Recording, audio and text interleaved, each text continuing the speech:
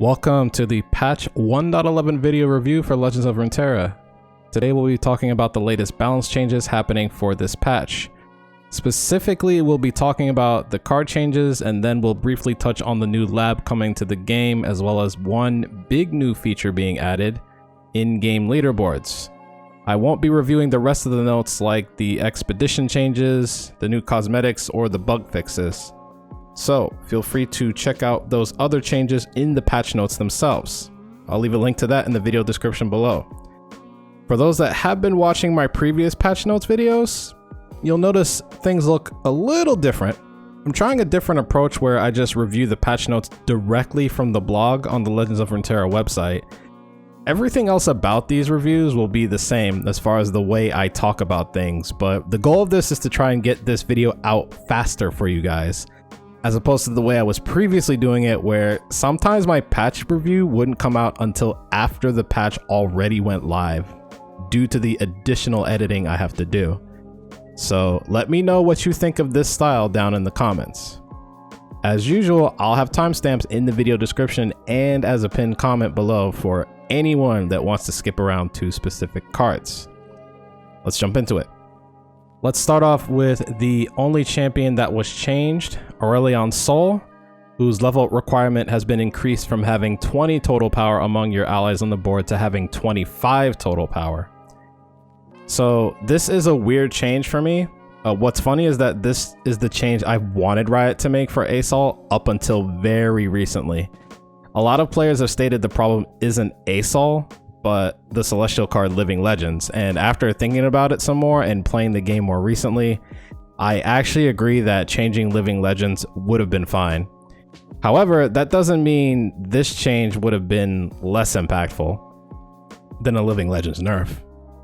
It was way too easy to level up Sol, in my experience. A lot of people don't talk about this, but Sol himself also counts towards his own level up requirement. At 20 power, he would count as half of his own level up requirement just on his own.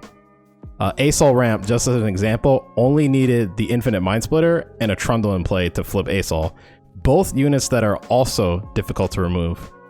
This should make it a little harder to level Sol up, which I'm a fan of since the game basically ends once he does, and you don't necessarily need Living Legends to win either. Sol has also invalidated other late game win conditions in a similar way to Karma back during open beta, something I feel strongly against. There needs to be multiple viable late game win conditions for control decks in any card game, in my opinion. Up until this point, if you wanted to play a late game deck, you either play Sol, play Twisted Fate Swain, or don't play control at all and you play a combo deck instead. Ironically, Sol has invalidated Karma as well, so we'll see if this change opens up the field for more control decks. Moving on to the followers and spells, first off we have Radiant Guardian, who is now a 4/5 instead of a 5/5. Big fan of this change. This card single-handedly dealt with pretty much every aggro deck that's ever existed in Legends of Runeterra. The reason why is because as the aggro player, you basically have three ways to deal with Radiant Guardian. The first, and the ideal way, is that you deal so much damage to the opponent that by the time they can actually activate Radiant Guardian, it won't matter. While aggro can have some explosive starts, and should if your aggro deck is good, that's pretty rare. The two more common ways to deal with Guardian are that you either quote-unquote play around her by not making attacks that will kill any of your opponent's blockers, which as the aggro player you can't really afford to do because you usually have a finite amount of damage you can deal.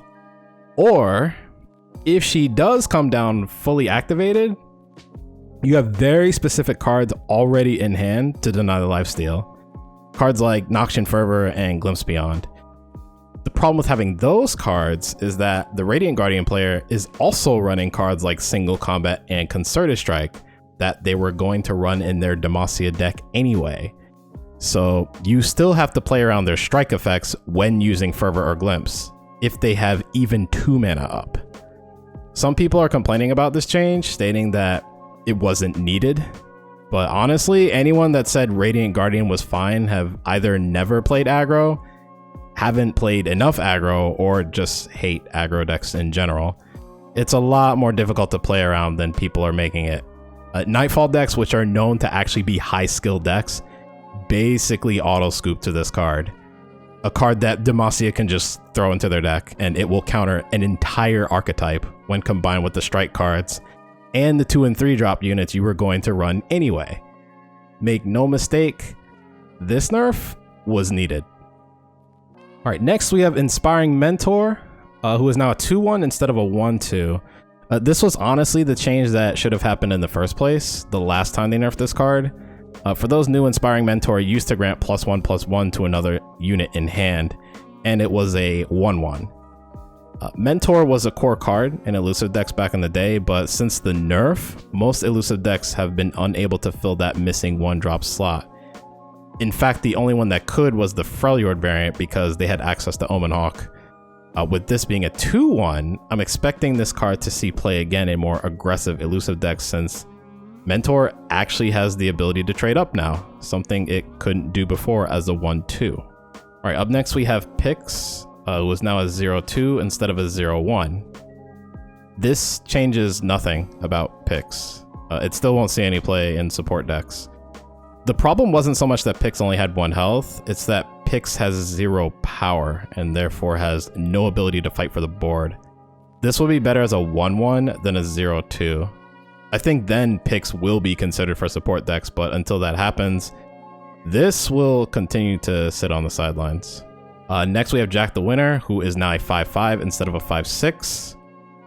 Jack has been gaining in popularity the past week or two, being seen in Twisted Fate Gangplank decks, Pirate Aggro decks, and more recently, TF Swain decks, believe it or not. He fits the game plan of many different Bilgewater decks pretty well, and 6 health made him extremely difficult to take down with 1 card, so oftentimes you could just play Jack, and in most cases he will stay on the board, often for multiple rounds. Knocking Jack down to 5 health will make it easier for other mid-range decks like Demacia to take it down with stuff like their own 5-drop plus single combat, but I don't think this nerf is as big a deal as it seems. I think Jack will still be playable, but we'll see.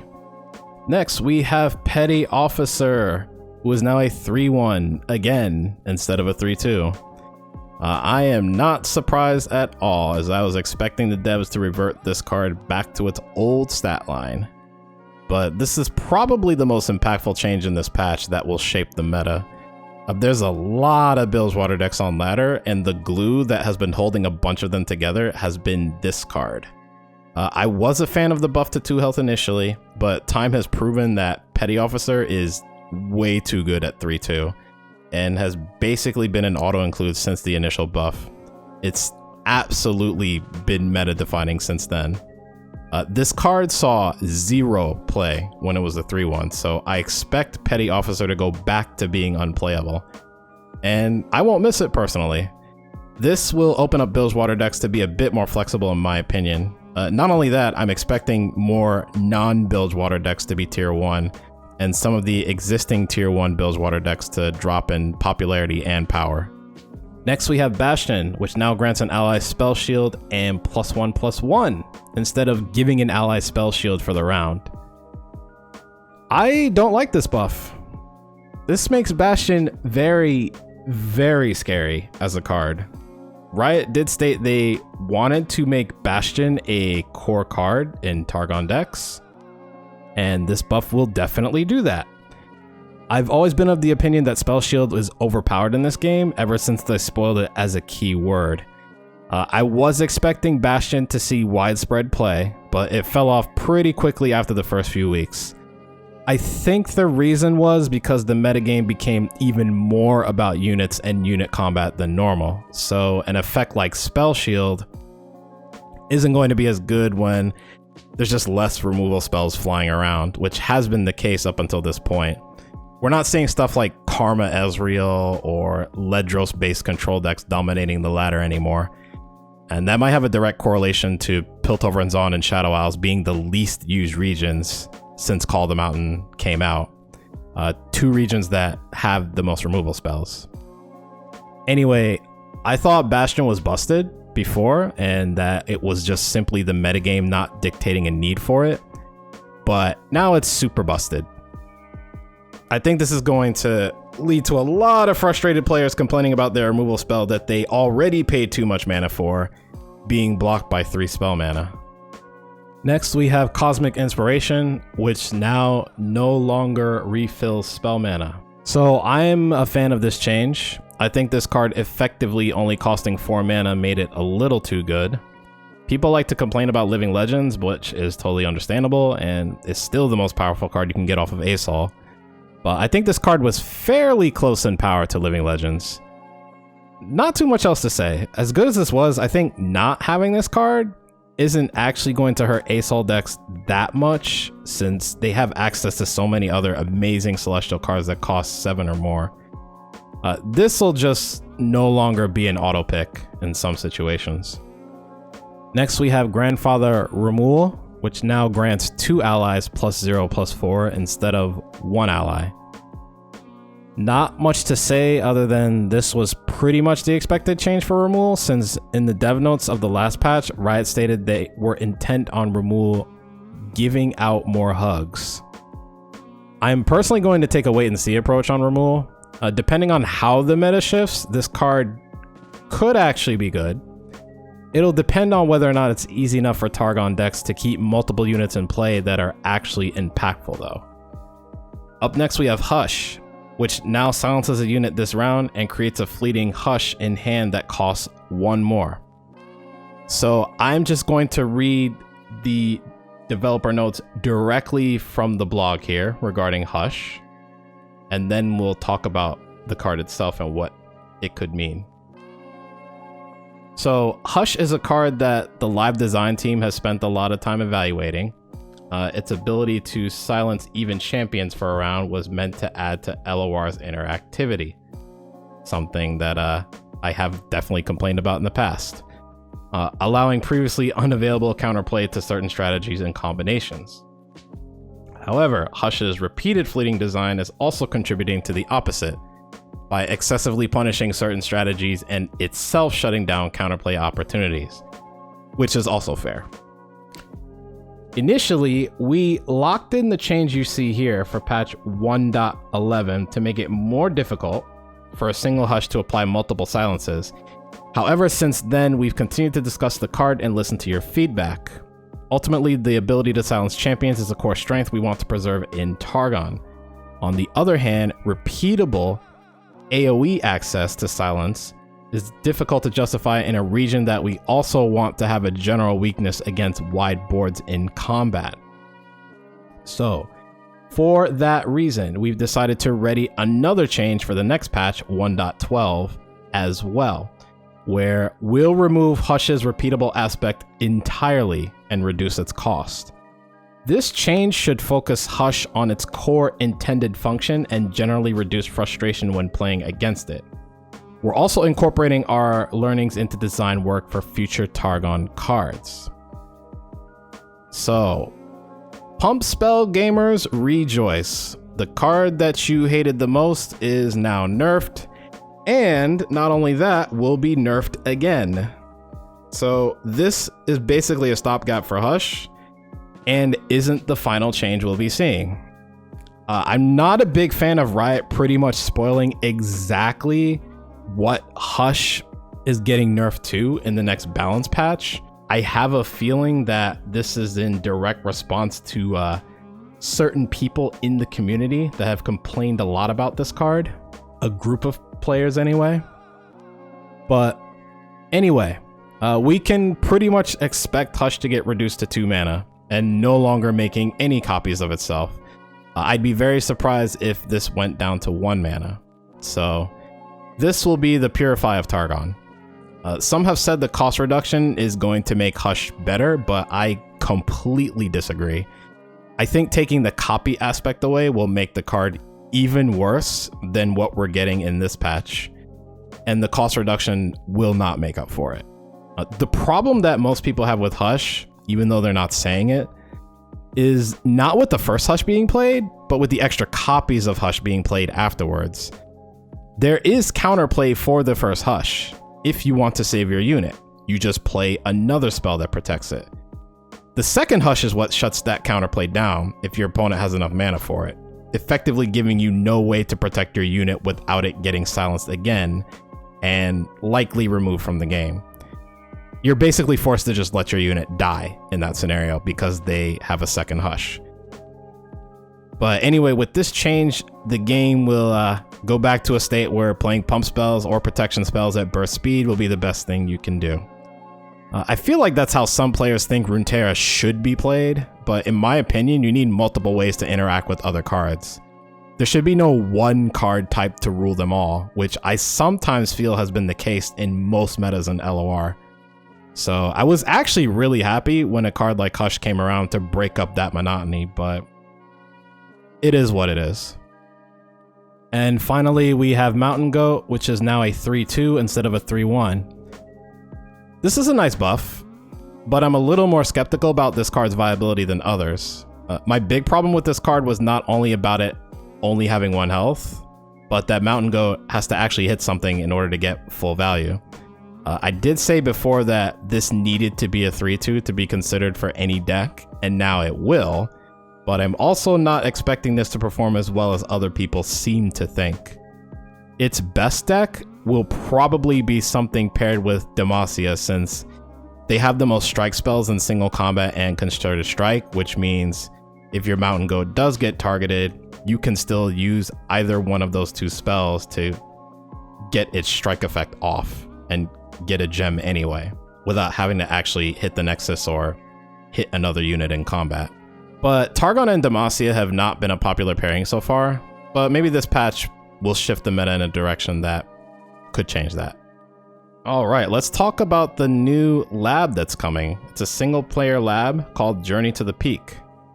So in our first ever single player lab, you battle your way to Targon's Peak with either Leona or Diana, wielding one of several powerful abilities and building your deck as you climb. Complete your journey with either champion to earn a unique icon for each. Choose either Leona or Diana, and select the unique passive power to aid you in your journey. You face 3 unique, increasingly challenging battles against formidable enemies who have their own special abilities to match yours. You customize your deck by drafting reinforcements after each game and build your strength to reach the peak. This is definitely an interesting mode that's being added. It kinda gives me Slay the Spire vibes. As someone who generally avoids the lab unless I really want to play it to relax, but I don't want to play any other games, this is something I could actually see myself putting time into.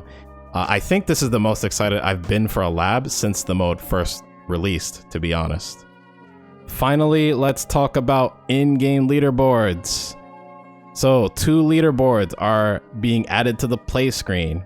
The Masters leaderboard shows who's on top of the rank ladder on your shard and who's on the rise. The Friends leaderboard shows how you stack with your friends on your ranked climb. So this patch, we're adding 2 in-game leaderboards that are intended as starting bricks in the foundation of LOR's social and competitive feature set. The Friends leaderboard is an early step towards providing more visibility on what your LOR community is up to, while the Masters leaderboard puts a spotlight on the fight for the top of the rank ladder each season. We'll be building upon these features over time with updates as well as new features like profiles and spectate. Finally,